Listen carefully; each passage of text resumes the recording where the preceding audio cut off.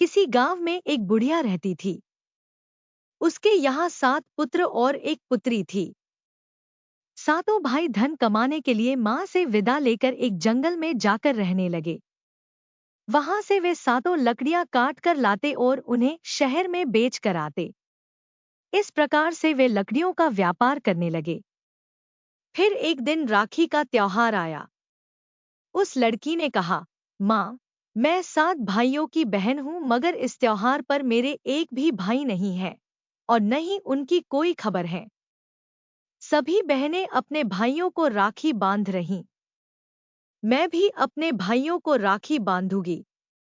माँ बोली, ठीक है बेटी, और एक आटे का गोल पहिया बनाकर देती हुई बोली, ये ले, इसे चलाती जाना और कहना, जहाँ पर मेरे भाई हों वहीं पर रुकना। चले चल रे पहिए, जहाँ मेरे भाई हों वहीं पर रुकना। इस प्रकार माँ से विदा लेकर वह लड़की चल पड़ी। उस पहिए को चलाती जाती और कहती, चल से चून के पहिए, जहाँ मेरे भाई हों वहां पर रुकना।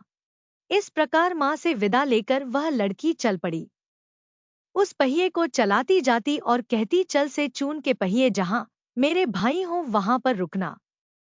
उसे चलते शाम हो गई तो वह पहिया वन के एक छोर पर बनी झोपड़ी के चारों ओर चक्कर काटने लगा, मगर वह लड़की अब भी वहीं आवाज लगा रही थी। तभी अंदर से एक भाई ने कहा, मुझे तो बहन की आवाज सुनाई देती है। तब दूसरा बोला, हमारी बहन यहाँ कैसे आएगी? उसे तो रास्ता भी नहीं मालूम। तब दूसरे भाई ने बाहर निकलकर देखा तो वास्तव में उनकी बहन थी। बहन को देखकर तो सभी झूम उठे। सभी ने उसे प्रेम से गले लगाया। दूसरे दिन राखी का त्योहार था। बहन ने भाइयों को राखी बांधी और लंबी आयु की कामना की। भाइयों ने भी बहन की रक्षा करने की कसम ली। उस दिन सभी ने छुट्टी रखी और सभी ने मौज मस्ती की। परंतु दूसरे दिन से सभी ने अपना काम शुरू कर दिया। उनकी बहन घर पर ही रहती। एक दिन की बात है, वह कपड़े धोकर सुखा रही थी कि एक डायन की नजर उस पर पड़ी।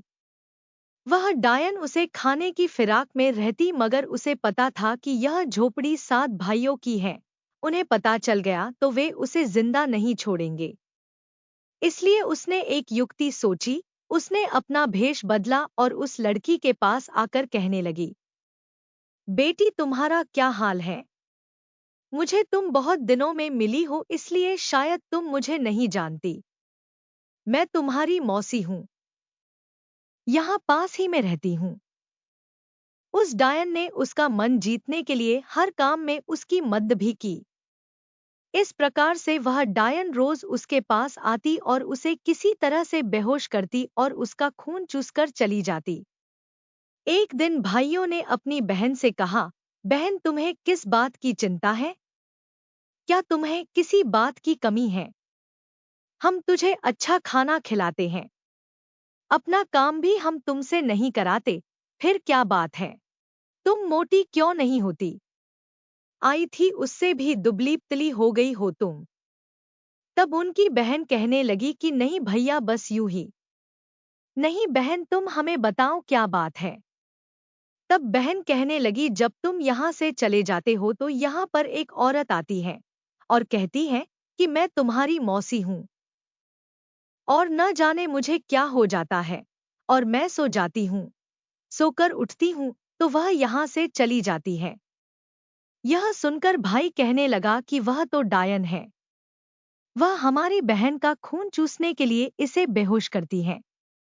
ऐसा करते हैं, हम कल छुट्टी करके उस डायन का काम तमाम कर देते हैं, और बहन, उसे हमारा पता नहीं चलना चाहिए कि हम यहाँ पर हैं।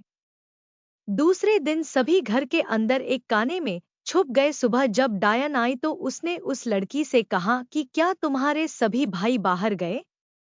तो बहन बोली, हाँ, आओ मौसी, आजा, मैं आज धोऊंगी, आप मेरी चोटी करना। की को बेहोश किया, और डायन के लिए यह कोई छोटी बात नहीं थी।